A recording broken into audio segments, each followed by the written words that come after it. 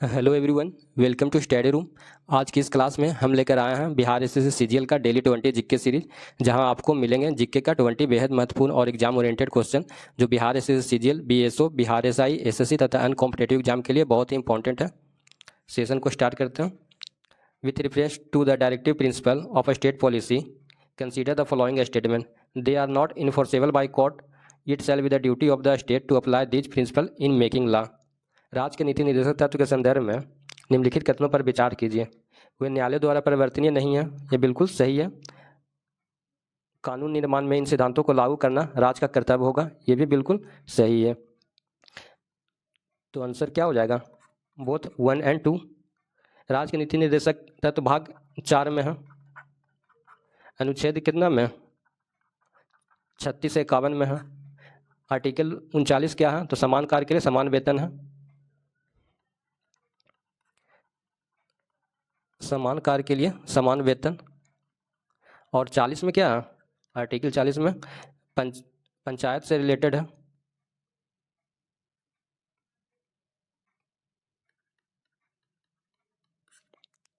Answer क्या हो जाएगा? Both A and B. Question number 19। Which section of the following Indian penal code IPC deals with the offence of causing miscarriage without the women's consent? भारतीय दंड संहिता की कौन सी धारा महिलाओं की सहमति के बिना गर्भपात करने के अपराध से संबंधित है? तो कौन सा सेक्शन है? सेक्शन 313। सेक्शन धारा 313 है जो महिलाओं की सहमति के बिना गर्भपात करने के अपराध से संबंधित है। Miscarriage without the women consent section 313 लगता है। Question number 20। What are those resources called which get exhausted after year of use? वह ऐसे संसाधन जो वर्षों के उपयोग से समाप्त हो जाते हैं उसे क्या कहते हैं? उसे अनवीकरणीय बोला जाता है, non renewable. Option number B हो जाएगा answer. Question number 21। What is the erosion occurring on the landscape by various agents like water, wind and ice called? भूदृश्य पर जल, पवन और हिम जैसे विभिन्न घटकों के द्वारा होने वाले क्षय को क्या कहते हैं? तो उसे इरोजन बोला जाता है, अपरदन। ऑप्शन नंबर सी हो जाएगा answer. Question number 22। Why what name is the American cotton variety non in the north western part of India? Bharat के उत्तर पश्चिमी भाग में अमेरिकी कपास को किस नाम से जाना जाता है? तो उसे नरमा बोला जाता है। Option number D. Question number 23।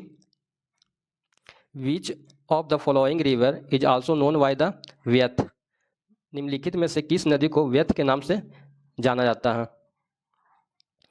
तो व्यथ के नाम से जाना जाता है Jhelum river. Option number A हो जाएगा answer. Question number 24। In which state is mount T located? Mount T located, T पर्वत किस राज्य में स्थित है? तो कहाँ है? नागालैंड में। Option number A. Question number 25। Burning of coal is an example of which type of reaction? कोयला का जलना किस अभिक्रिया का उदाहरण है? तो कौन सा अभिक्रिया का उदाहरण है? संयोजन अभिक्रिया। Option number C, combination reaction. Question number 26। Fly ash pollution is called by? Fly ash प्रदूषण होता है किसके द्वारा? तो ताप विद्युत संयंत्र से फ्लाई एश प्रदूषण होता है। बाय थर्मल पावर प्लांट के द्वारा ताप फ्लाई एश प्रदूषण होता है। ऑप्शन नंबर बी हो जाएगा answer. Question number 27। The medical importance of the tulsi plant is due to the presence of? तुलसी के पौधों का औषधीय महत्व किसकी उपस्थिति के कारण होता है? ऑप्शन नंबर डी हो जाएगा, फिनॉल एवं flavonoids. Option number D. Question number 28।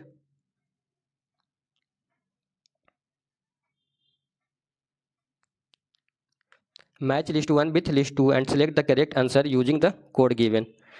Sodium benzoate,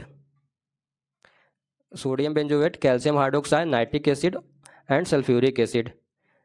list 2 में क्या है? Preservation of fruit juices, petroleum refining, bleaching powder और केमिकल इंडस्ट्री है। तो लिस्ट 1 को लिस्ट 2 से मैच करना है। इसमें सोडियम बेंजोएट का यूज किस में किया था? तो फलों के रस का परीक्षण, यानी ए का 1 हो जाएगा। कैल्शियम हाइड्रोक्साइड का यूज किस में किया जाता है? तो ब्लीचिंग पाउडर में, बी का 3 हो जाएगा। नाइट्रिक एसिड का यूज किस में किया जाता है? तो रासायनिक उद्योगों में, सी का 4 हो जाएगा।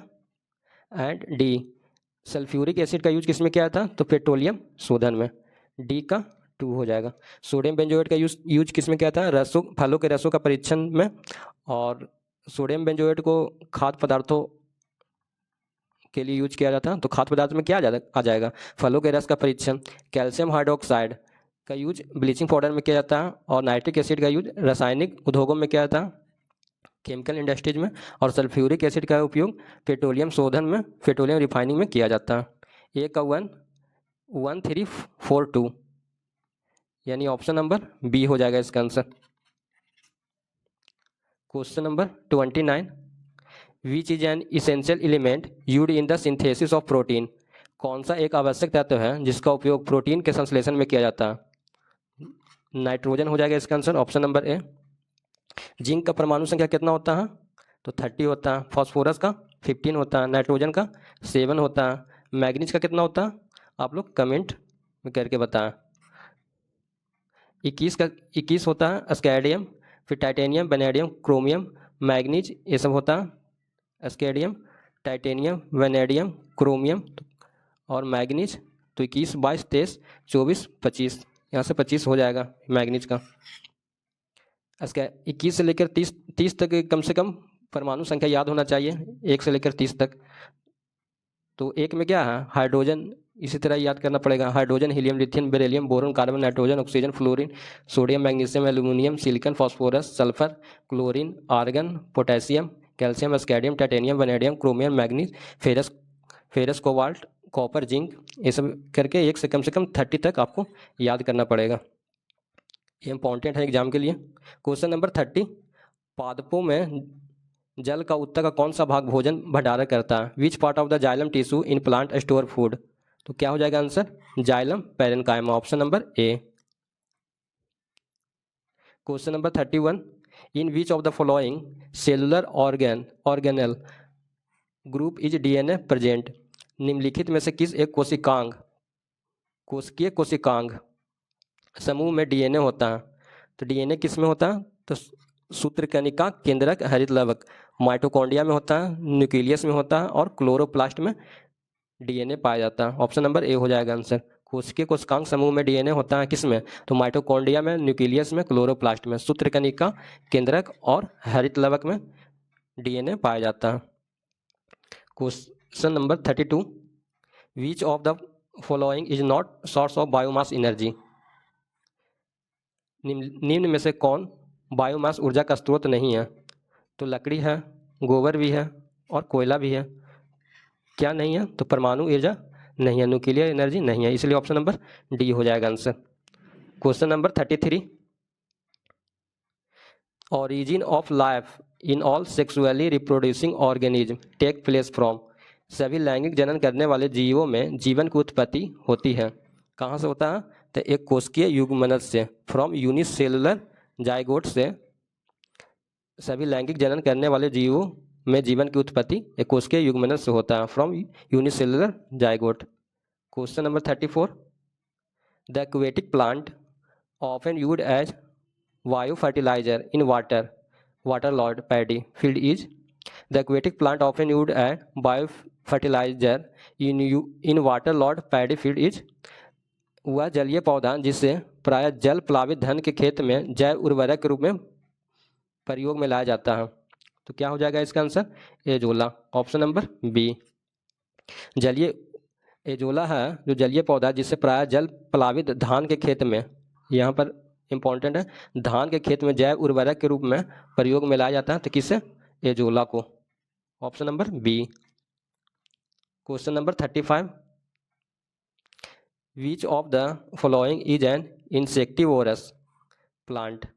इंसेक्टिवोरस प्लांट कौन सा है? मतलब निम्न में कौन एक कीटभक्षी पौधा है? तो कीटभक्षी पौधा कौन है?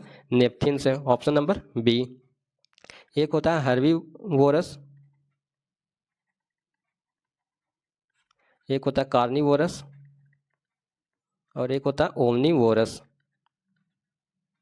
हर्बीवोरस में क्या होता है? शाकाहारी। कार्निवोरस मतलब क्या होता है? मांसाहारी। और ओमनीवोरस मतलब क्या होता है? सर्वाहारी। तो इसमें क्या बोला था? इंसेक्टिवोरस मतलब कीटबच्ची। तो कौन सा कीटबच्ची पौधा? तो नेपथिन से। ऑप्शन नंबर बी हो जाएगा। शाकाहारी में जो मतलब मांस ये सब नहीं खाता है, यानी पौधा ये सब पर डिपेंड रहता है, पौधा फूल सब्जी ये सब पर, तो उसे शाकाहारी बोलेंगे। मांसाहारी में मतलब जो मांस पर डिपेंड रहता है उसे मांसाहारी बोलेंगे, जैसे टाइगर हो गया, ये सब मांसाहारी है। और ओमनीवोरस मतलब जो सर्वाहारी है, जो मांस भी खाता है और साग सब्जी फल फ्रूट्स ये सब खाता है, उसे सर्वाहारी बोलेंगे। Question number 36, which of the following shows A symbiotic relationship? निम्न में कौन सहजीवी संबंध को दर्शाता है? तो क्या हो जाएगा आंसर? काय, लाइकेन, एल्गी। ये सहजीवी संबंध को दर्शाता है, तो काय हो जाएगा answer. Option number A.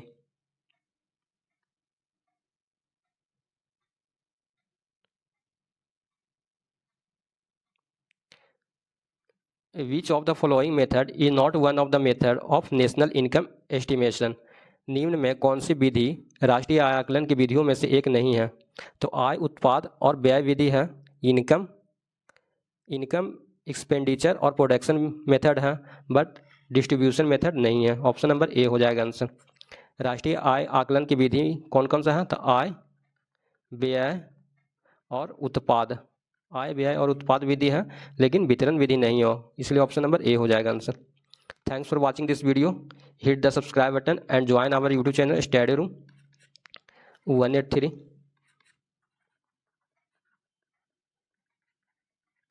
Thank you. ऐसे इन्फॉर्मेटिव वीडियो देखने के लिए चैनल को सब्सक्राइब करें और वीडियो को शेयर करें।